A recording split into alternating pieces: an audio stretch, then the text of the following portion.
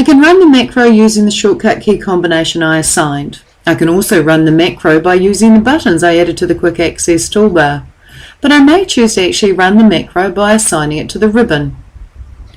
From the ribbon, click File, and on the left click Options.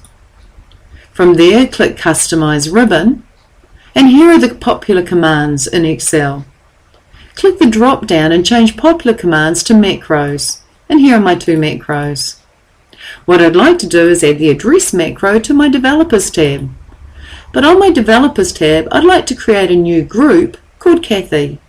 So I click on Developers on the right hand side and I click the New Group button. Here's my new group.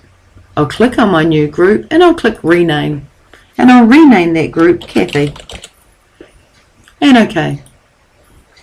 I now want to add address to Cathi. So I'll click on Address and I'll click Add.